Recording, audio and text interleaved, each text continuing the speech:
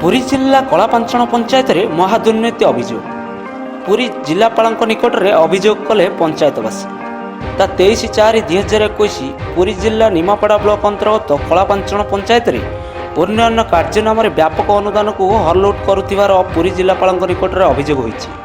विजय पात्र, पुनानंद साहू, अमरेश्वर नायक, दीनबंधु साहू प्रमुख शताधिक पंचायतवासी पुरी जिलापाल निकट में करथिबा अभियोग अनुसार पंचायतर सरपंच और पंचायत कार्यनिर्वाही अधिकारी पीओं मध्य असाधु मेंट हो लक्ष लक्ष टंकार सरकारी अनुदान हड़प कर पात्र गड़ईटा पोखरी कलापांचन पंचायत अभियोग होती जो पार्कटा करा ये जगहटा हूँ सरपंच बापा ना संपत्तिटा अच्छी। ये संपत्ति उपर पार्क सरकार कौ गाइडलाइन कर आम जनसमूह को जना ना।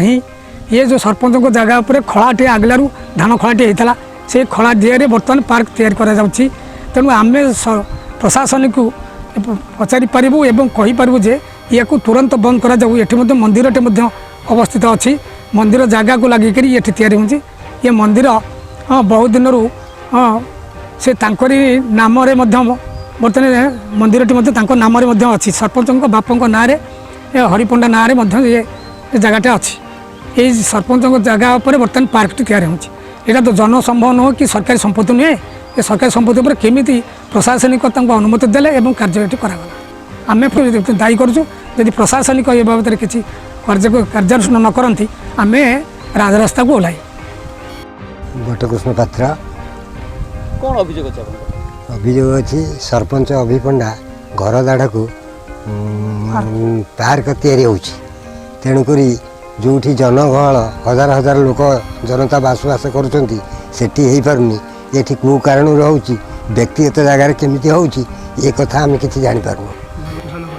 धान खला अच्छी मंदिर अच्छी ये सब जगार से निज व्यक्तिगत कर निजस्व जगह।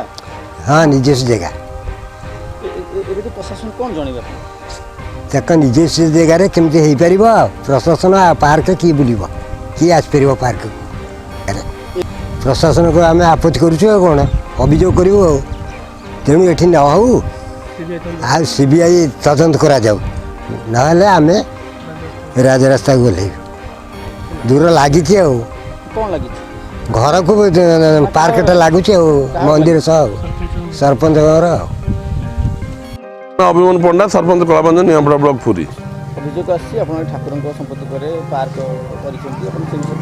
देवस्थली एटा कौन सर्वसाधारण चलिया पश्चिमांश महादेव पंचायत गोटे महादेव पीठस्थली ये ठाकुर 1 1.5 एकर संपत्ति आग सामने अच्छी पार्क करने जिलापाल निर्देश देते जो देवस्थली अच्छी जो बहुजन मेली से पार्क करने एवं आम पंचायत में सेमती सरकारी जमी ना गड़ईटा पोखर 92 एकर था बेले 92 इंच जगह ना समस्त जगह जबरदखल कर खाऊँ जगह छाड़ापी प्रस्तुत नुह। सरकार जो योजना आसीला से योजना को सठिक रूपायन करने आम पंचायत पुलिस सभा और ग्राम सभा करी महादंडे करने पंचायत बॉडी निष्पत्ति नहीं सर्वसाधारण निष्पत्ति नहीं किसी खल प्रकृतिर लोक जो मान ईर्षान्वित होती नकर जो मान प्रयास से मैंने ये कथा कहते से कथार किसी माने ना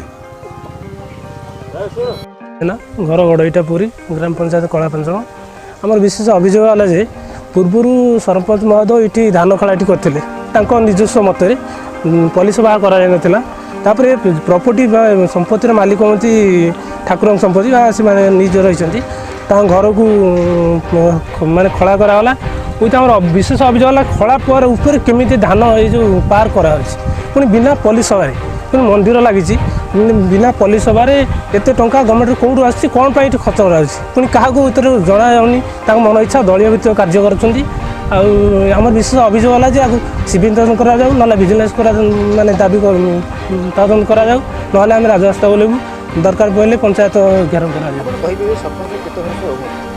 सरपंच ये मात्र 4-5टा रोचे जो विशेष जनगहली से हवा दरकार पार्क गड़ईटा बजा ना कलापांचन पंचायत जो लोक रोच कि 4-5टी घर केमी पार्क करा लोक तो आसबेनि कि पुणी निज से पर्सनाली जगह जनकर यहाँ गवर्नमेंट जगह भी नुह केमी परमिशन गवर्नमेंट देला पुणी एत कौन पाई पानी पैसा सब जगह हूँ ठाकुर मार्फत से जगह पंडा सरपंच महोदय ଗୋଟିଏ ପରିବାର ମାତ୍ର ତ ମାନେ ପ୍ରଶାସନ ଯେ ଆଗକୁ ଭିଜିଲାନ୍ସ ତଦନ୍ତ କରାଯାଉ, ନହେଲେ ସିବିଆଇ ତଦନ୍ତ କରାଯାଉ, ନହେଲେ ଆମେ ରାଜସ୍ୱକୁ ଓହ୍ଲାଇବୁ, ପଞ୍ଚାୟତ ଘର କରାଯାଉ, ନହେଲେ ଆ ଉପରେ କିଛି ଷ୍ଟେପ୍ ନିଆଯାଉ। 2020-21 ଆର୍ଥିକ ବର୍ଷ 15 CFC ଫଣ୍ଡରୁ ପ୍ରାୟ 20,20,000 ଟଙ୍କା ବ୍ୟୟ ନିର୍ମାଣ କରାଯାଉଥିବାର ରୁରାଲ ପାର୍କକୁ ବ୍ୟକ୍ତିଗତ ଜାଗାରେ ବେଆଇନ ଭାବେ ନିର୍ମାଣ କରାଯାଉଛି।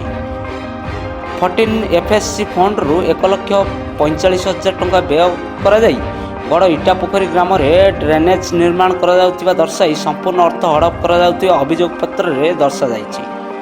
ଗତ 2019 ସାଧାରଣ ନିର୍ବାଚନ ସମୟରେ ବୁଥମାନଙ୍କରେ ପୁରୁଣା ର୍ୟାମ୍ପକୁ ରେଲିଂ କାର୍ଯ୍ୟକୁ ନୂତନ ଭାବେ ନିର୍ମାଣ କରାଯାଉଥିବା ଦର୍ଶାଯାଇ 44,500 ଟଙ୍କା ହେରଫେର କରାଯାଇଥିବାର ଦର୍ଶାଯାଇଛି।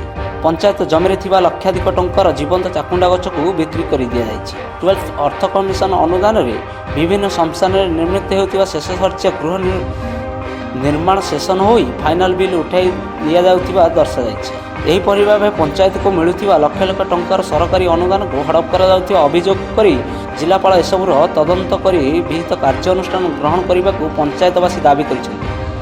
ଏହି ମହାଦୁର୍ନୀତି ଘଟଣାର ଭିଜିଲାନ୍ସ ତଦନ୍ତ କରିବାକୁ ସାଧାରଣରେ ଦାବି ହେଉଛି। ନିମାପଡ଼ାରୁ ବିଜୟ ପ୍ରଧାନଙ୍କ ରିପୋର୍ଟ, ଓଡ଼ିଶା ଟ୍ରେଣ୍ଡିଂ ନ୍ୟୁଜ୍।